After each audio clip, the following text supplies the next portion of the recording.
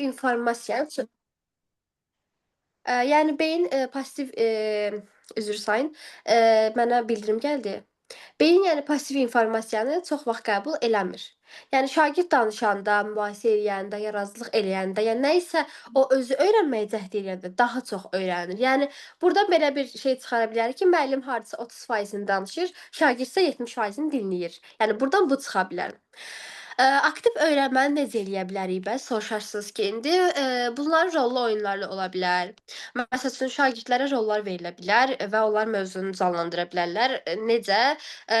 Deyək ki, tarix dərsindəyik, 2-ci Dünya müharibəsini keçirik və bunlar, qruplar şəklində tərəflər arasında debat, oluna bilər. Onda uşaqların daha çox marağı artır, daha çox rəqabət olduğu üçün onlar daha çox öyrənməyə meyil olurlar. Yoxsa elə şagirdlər var ki, heç tarixi sevmirlər.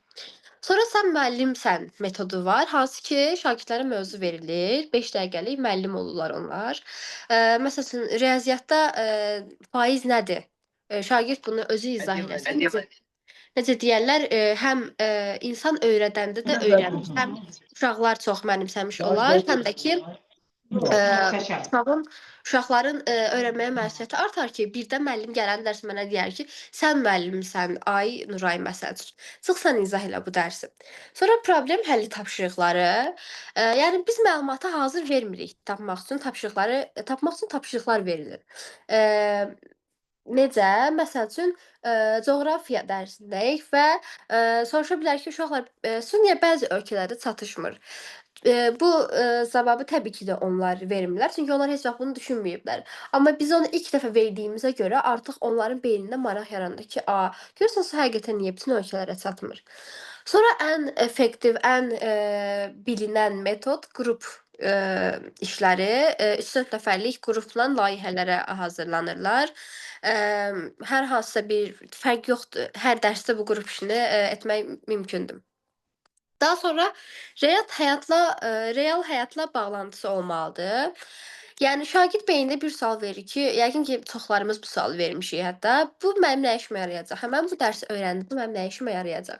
Bu suala cavab verməyən, hər mövzu elə bil ki, ölü materialdır. Siz elə belə dərs keçirsiniz. Əgər dərs həyatla əlaqəli olarsa, şagird həmin dərsi maraqla öyrənər.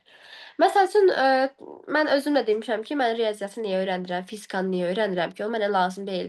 Hə, bu düstur mənə həyatımda harda lazım olacaq? Yəni inanmıram ki, bu sözü deməyən yoxdur. Riyaziyyatda məsəl üçün faiz öyrənirik. Normalda həmişə neynirik? Əvvəlki metodda neynirik? Düsturu veririk, sonra həmin düstura aid nümunə yazırıq. Bu da olur bizim dərsimiz. Hansı ki, şagird onu, həmin dərsdən sonra yadından çıxaracaq.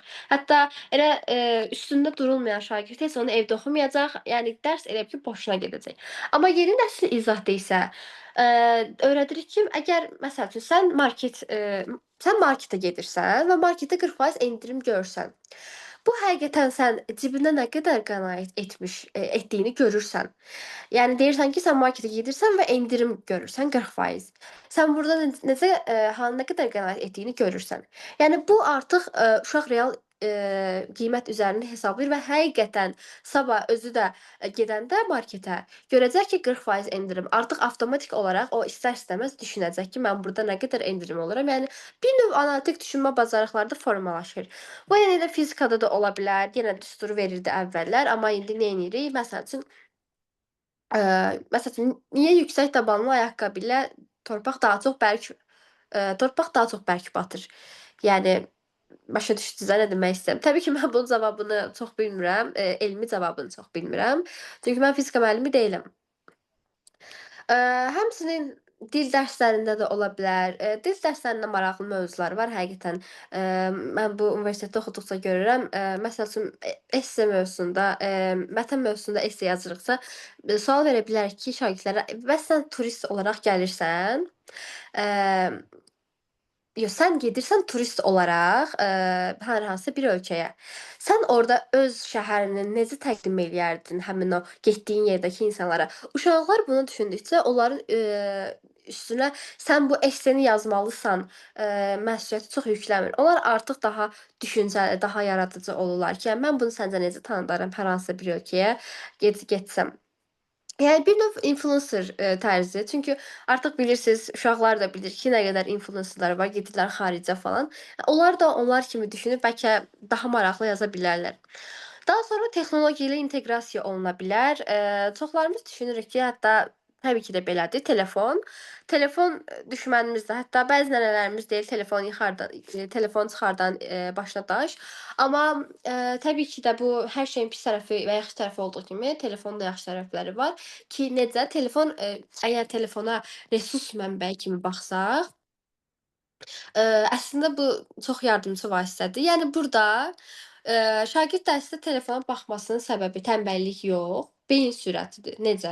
Onlar informasiyanı bizdən daha sürətli əldə etmək istəyirlər. Onda telefondan qorxmaq yox, onu bir dərsin hissəsinə çevirmək lazımdır. Təbii ki də nəzarətlə. Çünki uşaqların da fikri bilirsiniz ki, hər şey yayına bilir. Nəticə etibarilə, nəzarət altında ola bilər. Məsəl üçün, adicə mənim özümdə də bu yaşımda, müəllim hər hansısa dərsdə nə isə izah eləyir. Uşaqlar bu nə deməkdir deyəndə tez telefona müəllim hansı ki onu izah eləyəcək. Amma mən tez telefona girib baxıram, görürsən bu nə deməkdir, qoy mən cavab verim. Yəni uşaqlar hətta bizdən daha da, inkişaf etmiş, daha da çox istəkli olurlar. Biz yaşayacağız telefonu necə istifadə edək. Telefonda məsəl üçün bizə oynadılar, özümdən yaşadığımdan nümunə deyəcəm. Kahoot var. Nədir bu? Quiz kimi düşünə bilərsiniz. Dərsin sonunda 5 dəqiqəlik, ya dərslə bağlı, ya ümumi dünya görüşlə bağlı, bu sizin öz istəyinizə qalıbdır. Necə edirik bunu? Orda belə, suallar, müəllim proyektor, suallar qoyur. Şərt deyil ki, proyektor olsun. Ümumiyyətlə müəllim suallar qoyur. Biz də telefonumuzdan link vasitəsilə giririk. Həmin linkdə, cavablar, ABC-də kimi yox, üçbucaq, kvadrat, dairə kimi elə işarələnib. Daha maraqlı, daha rəngli olur dərs və orda, eee, bir-bir cavablayırıq. Axırda görürük ki, məsəl üçün kimin nə qədər balı var. Belə maraqlı şəkildə özlərinin kreativ, şablonları var, onlardan verirlər. Həm də bu uşaqlarda rəqabət hissini artırır. Çünki ekranda görürsən ki, məsəl üçün Nuray 10 bal, məsəl üçün Gülşən 20 bal. Elə-elə olduğuna görə onlar arasında istər-istəməz rəqabət artır. Bilirsiniz ki, uşaqlar arasında rəqabət artıq, daha çox öyrənmə meylini artırır. Sonra Padlet var. Bu necə? Yenə bunu da biz etmişdik. Şagirdlər fikrini divara yazır. Necə? Siz bir mövzu haqqında divarı 2 yerə bölə bilərsiniz. Məsəl üçün, süni intellektin pis tərəfləri və yaxşı tərəfləri haqqında 2 yerə bölə bilərsiniz. Uşaqlar pis tərəfləri nələrdir? Gəlib bir-bir onu yazırlar. Pis tərəfləri, yaxşı tərəfləri haqqında yazırlar. Daha sonra, 4-cü punktumuz odur ki, əməkdaşlıq, mədəniyyəti. Burada ənənəvi təhsil sistemi, deyirdi ki, kim daha yaxşıdır. Amma biz deyirik ki, yəni yeni nəsil tədris deyir ki, biz birlikdə nə edə bilərik? Ona görə çünki niyə? Real həyatda insanlar imtahan vermir. Hətta özümüz də deyirik ki, biz onsuz da imtahan vermirik ki, işə girəndə imtahan vermirik ki, yəni işə girdikdən sonra təbii ki də. Yəni hamı komanda şəklində birlikdə işləyir. Bəs bunu necə, tətbiq eləyə bilərik? Puzzle metodu var. Burda mövzunu 4 hissəyə bölürük. Hər qrup bir hissəni, qruplara da ayırırıq. Hər qrup bir hissəni öyrənir və sonda birləşir. Yəni, hər kəs hamı nələrsə öyrənir hamısı. Təbii ki də o mövzunu da qruplar arasında özləri bölürlər ki, sən burasını öyrənirsən. Yəni ortaya komanda şəklində işləyib ortaya bir şey çıxardırlar. Daha sonra bir soruş, bir cavab ver metodumuz var. Hansı ki, cütlərlə işləyən şagirdlər bir-birinə sual hazırlayırlar. Bunu yenə biz özümüz də etmişik. Ona görə qoymuşam bunu təlimədə. Həm dinləyirsən, həm də, izah etmə bacarığın güclənir burda. Yəni təkcə o deyil ki, mən suala cavab verim, mən sualı hazırlayım, yox. Hər ikisini də eyni anda eləyirsən. Sonra ortaq layihələr eləyə bilərsiniz, imkan düşdükcə. Məsəl üçün, atıram, biz məktəbin həyətini necə daha gözəl formaya sala bilərik. Burada sosial məsuliyyət də, birlik də artır. Yəni təkcə həyat dərsdən ibarət deyil, fikrini artıq aşılamış oluyor şagirdlərə. Daha sonra, uğurlu tədris modellərinə bunu deyə bilərik ki, təbii ki, qonşudan geri qalma deyiblər. Digər ölkələrdəki ən çox yayılmış, təhsilin hal-hazırda ən yaxşı olan ölkə Finlandiyadır. Finlandiya modeli neyniyir? Yəni dərsi yox, mövzu əsaslı layihə edir. Necə eləyir? Finlandiyada, məsəl üçün riyaziyyat dərsi, tarix dərsi, riyaziyyat dərsi, tarix dərsi kimi, yəni, bölmələrə tədricən artıq ləğv edilir. Onun yerinə nə edirlər? Problem əsaslı öyrənmə. Buna project based learning deyirlər. Necə edilir? Fənnə görə yox artıq, yəni dərslər fənnə görə yox, həyat mövzusuna görə təşkil edilir. Məsəl üçün, məktəb enerjisi, məktəbimizdə enerji itilir. Yoxdur enerji artıq. Nə etməliyik artıq biz? Bu zaman uşaqlar, enerji burada artıq digər dərslərlə inteqrasiya olunur. Yəni, tək-tək mövzu yox, bütöv mövzunu öyrənirlər. Bütün fənləri, yəni mövzu demək istədiyim bütün fənləri. Necə edirlər? Məsəl üçün riyaziyyatla əlaqəli var burda. Enerji sərfini hesablayırlar uşaqlar. Daha sonra fizika ilə əlaqəsi var. Elektrik cihazlarının işləmə prinsipini artıq onlar öyrənmiş olurlar. Enerjiyə qənaəti necə edə bilərik? Burada artıq coğrafiyaya, biologiyaya girir. Nəticədə də bunlar buna hesablayıb təqdimat hazırlayırlar. Təqdimat hazırlamada təbii ki, hansı bacarığımızı, Azərbaycan dili bacarığımızı, formalaşdırır. Yəni bir sualla, bir mövzu ilə biz 5 mövzunu əhatə edirik. Nəticə etibarilə, artıq uşaqlar daha özləri də fərqində olmadan daha interaktiv öyrənə bilirlər. Yəni uşaqlar burada başa düşür ki, dünya təkcə riyaziyyatdan, kimyadan ibarət deyilmiş. Yəni hamı birlikdə işləyir. Sonra var, bəlkə də eşitmisiniz, bilmirəm, Montessori yanaşması var. Montessori yanaşması. Yəni müəllim deyil, mühit öyrədir kimi başa düşə bilərik. Burada uşağa sərbəstlik verilir, amma təbii ki də nizamsızlıq yox. Sərbəstlik o demək deyil ki, nizamsız olsun. Yəni mühiti elə qururuq ki, uşaq öz əli ilə toxunaraq, təcrübədən keçirərək öyrənsin. Montessori prinsipi nədir? Müəllim normalda klassik metodda neynir? Dərsi izah eləyir, hamı eyni vaxtda edir. Bir də səhv etmək olmaz deyir. Normalda səhv eləməyin deyirlər. Amma Montessori deyir ki, uşaq materialları özü kəşf eləsin. Hər kəs öz sürətində irəliləsin. Yəni səhvi öyrənmənin bir, hissəsi kimi başa düşürsünüz. Yəni siz səhvlərinizlə irəli gedəcəksiniz. Bunu bizə bir müəllimimiz deyir ki, səhvləriniz sizi irəli aparır. Oradan hamısı yadımda qalır. Görürsüz bir müəllimin sözləri uşağın, şagirdin yadında necə də qalır. İndi deyəcəksiniz Azərbaycan şəraitində bunları necə tətbiq eləmək olar? Tam Montessori məktəbi açmaq çətindir. Amma biz bunu bölmə-bölmə təbii ki, tətbiq eləyə bilərik, əgər istəsək. Məsələn, riyaziyyat rəqəmlərini kağızdan deyil, plastik və ya taxta fiqurlarını öyrədirik. Dil dərsində söz kartları ilə öz-özünə, yəni söz kartları ilə öz-özünə cümlə qurmaq.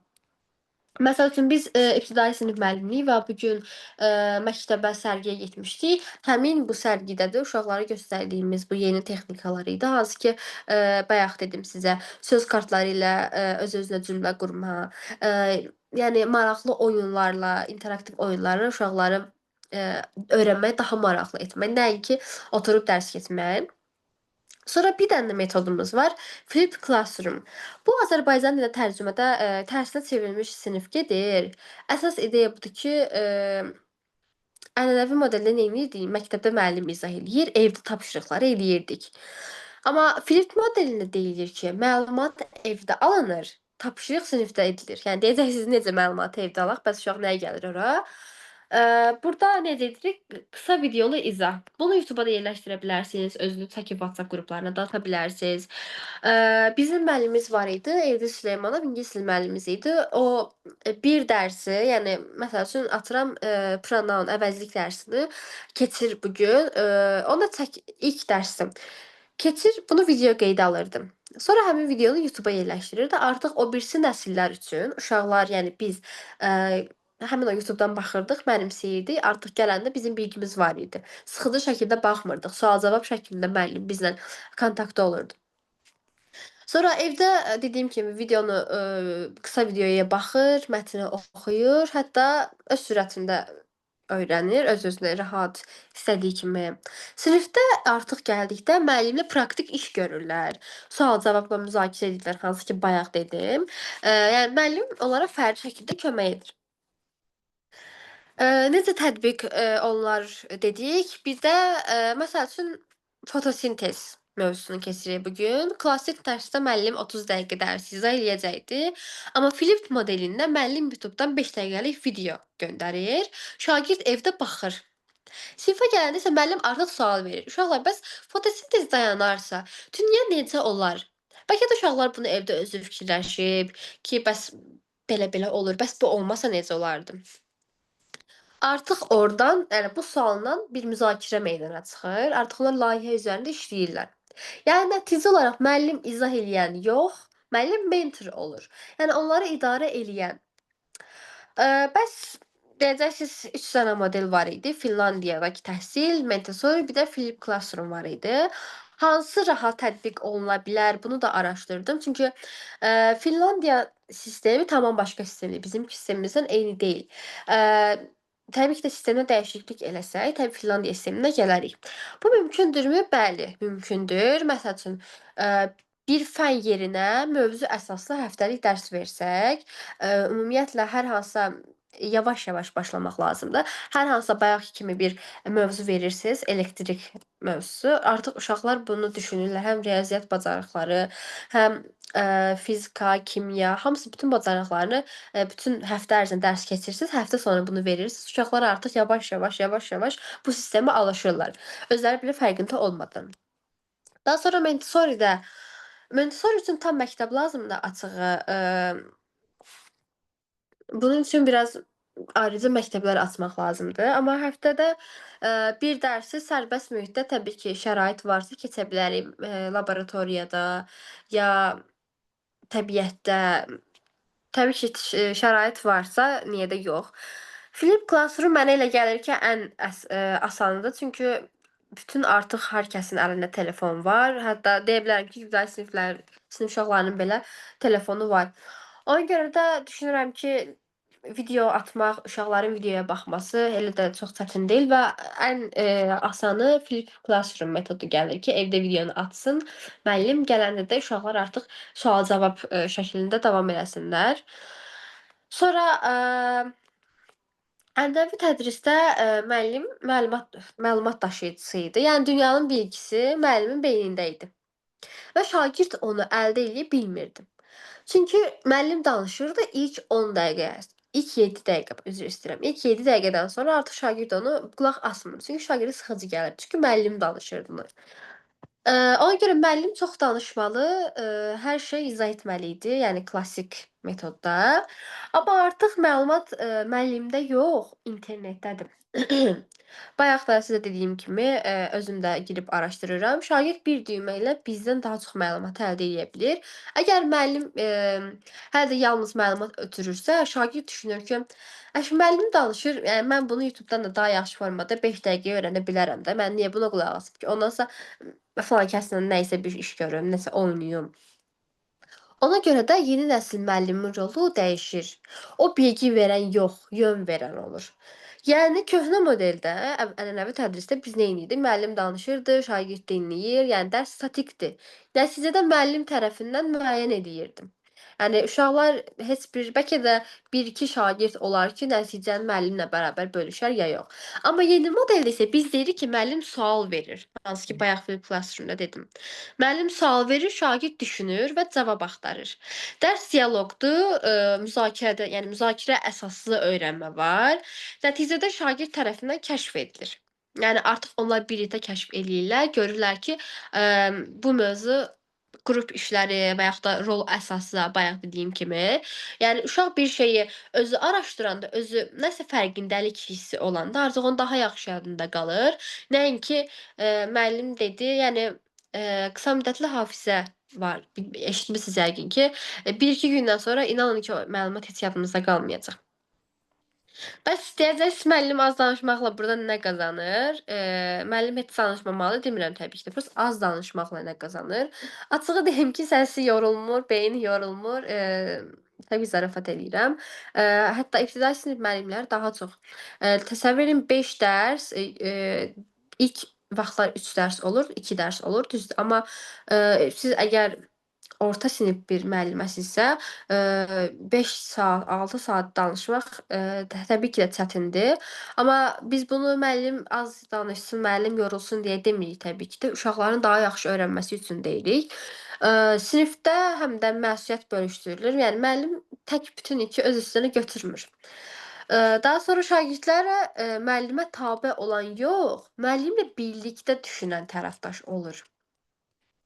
Yəni onlar artıq hər şeyi qrup müzakirəsi ilə birlikdə araşdıra, layihə əsaslı, hamısını elədiklərinə görə artıq daha rahat öyrənmə olur.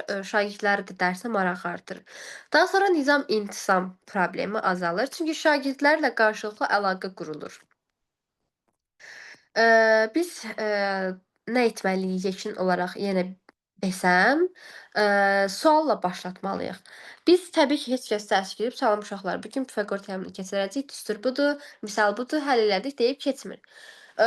Giriş verilir, uşaqların diqqəti da tamam, onlar artıq tənəffüsdən gəldiyinə görə onların dərsə, "Uf, dərs başladı yenə" deyirlər.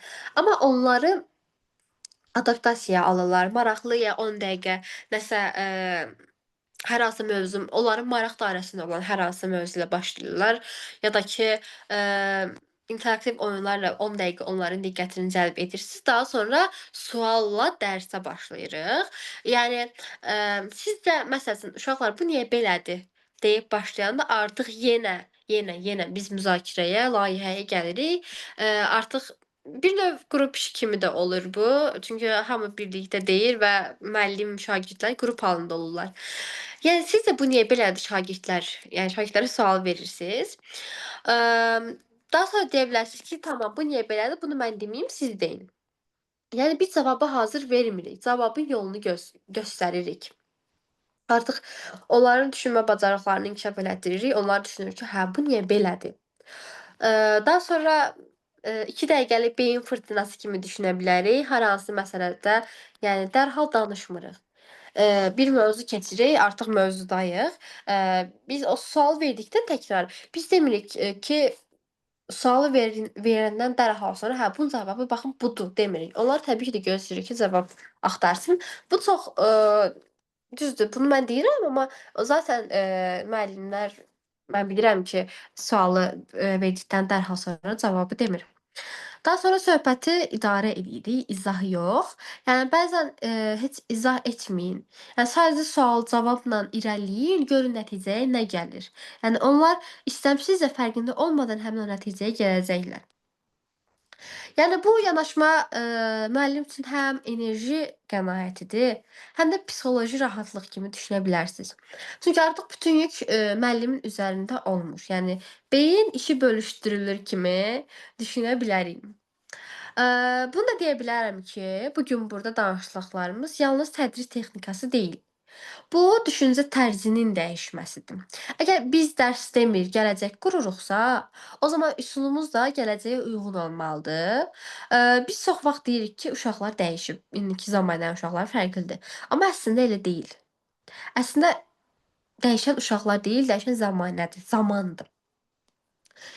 Biz hələ də, yəni dünənin metodları ilə bu gün uşaqlarına, yəni sabaha hazırlamaq istəyirik, başa düşürsüz?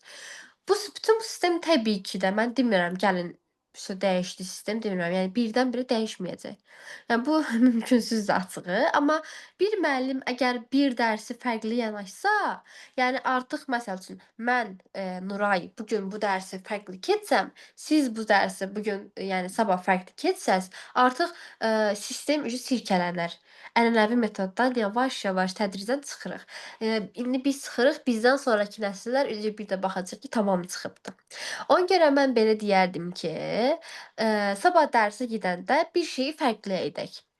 Məsəl üçün, əgər həmişə siz danışmısınızsa, bu dəfə şagird danışsın. Yəni siz izah eləyirdinizsə, bu dəfə şagirdə izah elətdirin və yaxud da sual-cavab metodu ilə, hansı ki, bayaqdan deyirəm. Əgər həmişə oturub dərs deyirsinizsə, yəni bu dəfə ayağa qalxın, nə bilim, bir poster hazırlayın. Hansı ki, Canva var, Canva yazılır, yazsaz görəcəksiniz. Bir Şablon hazırlamaqda, hansı ki orda maraqlı, şablonlar var. Həmin dərs keçəcəyiniz hər cürə mövzuda şablonlar var Canva-da. Girib oradan həmin dərsinizə aid material, mövzu, maraqlı oyunlar şəklində eləyə bilərsiniz. Həqiqətən inanın ki, bir mövzunu oturub müəllimə qulaq asmaqdansa heç, çox sıxıcıdır. Adicə biologiya dərsi, məsələn, heç mənim ixtisasımla əlaqəsi yoxdur. Müəllim həmişə gəlirdi, danışırdı nələrsə. Düzdür, bəzən orqanlar maraqlı ola bilirdi, amma bəzi bitkilər var, onlar təbii ki də maraqsızdır bizim üçün. Əmm, dərsi deyirdi, prosta bizə maraqsız. Mən heç bir yadımda qalmayıb. Ona görə də deyirəm ki, bəzi müəllimlər heç yadımızda qalmır, amma elə müəllim olur ki, onun həmin o bir dərsi olur, biz onu bir dərsi ilə xatırlayırıq. Yəni o oyunlar şəklində, maraqlı şəkildə edəndə o qədər maraqlı olur ki dərs. Uşaq, şagird də, şagird də özü həvəslə qulaq asmaq, öyrənmək, nələrsə cəhd eləmək istəyir. Yəni demək istədiyim odur ki, sözü çox uzatmayacağam. Əgər dəyişiklik istəyiriksə, uşaqlar artıq, Azərbaycanın inkişafını istəyiriksə, daha da qabaqcıl gedən ölkələrdən olmaq istəyiriksə, dəyişiklik etməliyik. Bu dəyişiklikdə, yəni bizim özümüzdən başlayır. Mən bu gün, deyəcəklərim bu qədər. İnşallah təlim sizin üçün faydalı oldu. Bilmirəm, suallar yazmısınız, bayaqdan görürəm, prosta cavablaya bilmirəm. Bəli, Solmaz Əliyeva interaktiv üsullarla dərs keçməyəndə cansıxıcı olur. Bəli, həqiqətən axırıncı cümləmdə dedim. Uşaqlar o qədər sıxılır, heç, emm, maraqsız olur. Arzum xanım deyib ki, hansı fənni tədris edirsiniz? Mən özüm müəllimə deyiləm, amma, məktəbə gedirik. Biz, ibtidai sinif müəllimliyim. Salam Mövzu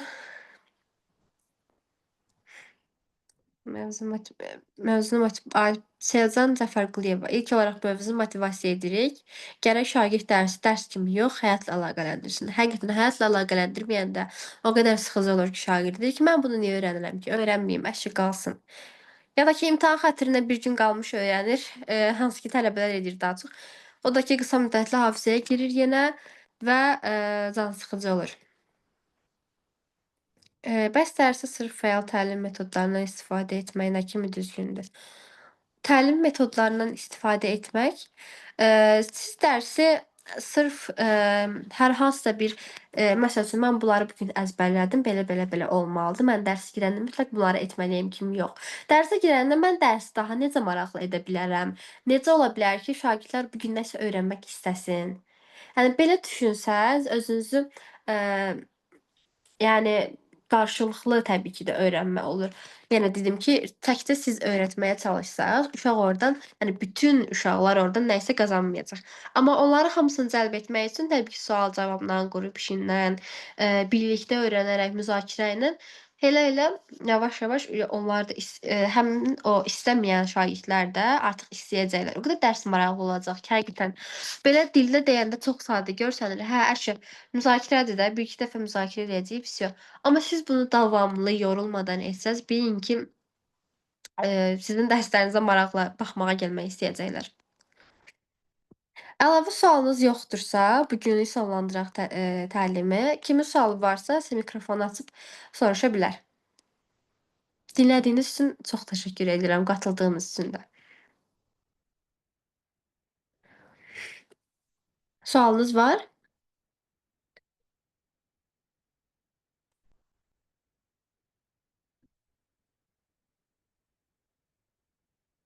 Açarsız, xeyir yoxdur. Sertifikatı sizə, Sara xanım, indi bilmirəm siz, işləyirsiniz ya yox. Sizin sertifikatlarınızı hər hansısa CV-nizə yazırsınız ki, mənim, məsəl üçün bu təlimdən rəsmi möhürlü sertifikatım var. Siz də, CV-yə yazırsınız. Artıq hər hansı bir müəssisəyə, CV-nizi göndərəndə siz o birislərdən daha da, qabaqda olursunuz ki, siz artıq özünüzü inkişaf elətdirirsiniz. Məsəl üçün bu təlimə qoşulmaqla belə, yəni, hər kəs bir addım öndədir. Niyə? Özünü inkişaf elətdirmək istəyi var onda. Özünü inkişaf elətdirən hər kəs də həmişə qabaqda olur. Yəni bunu hər kəs bilir. Yəni özümüzü belə-belə inkişaf etdirərək bu rəsmi sertifikatları qoyursunuz CV-yə. Biri var CV-niz boş qalsın, bir də var ki, deyirsiniz ki, mənim bu kimi bacarıqlarım var. Artıq siz, istər-istəməz hər təlimdə, ən azından bir cümlə belə, yəni ola bilər ki, siz təlimdə mənim danışdıqlarımı bilirsiniz. Amma ola bilər ki, bir cümlə belə sizin beyninizdə qalır. Məsəl üçün, məndə həmişə kimləsə söhbət eləyəndə, kimin hansısa təlimə qatılanda həmişə bir cümlə, hər hansısa bir cümlə yadımda qalır. Hələ-hələ özümü inkişaf elətdirməyə çalışıram, eynilə sizin kimi. Yəni nəticə etibarilə hər kəsdən qabaqda olursunuz.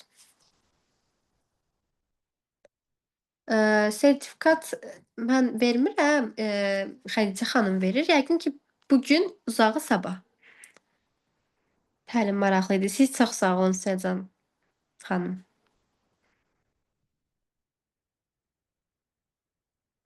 Öyrədici oldu. Çox sağ olun. Gecəniz xeyrə. Çox sağ olun qatıldığınız üçün. Delirəm maarifləndirici oldu sizin üçün. Nuray xanım, dəvətimizi qəbul edib gəldiyiniz üçün sizə təşəkkür edirik. Var olun. Siz çox sağ olun ki, bu şəraiti mənə yaratdınız. Gecəniz xeyrə. Çox sağ olun.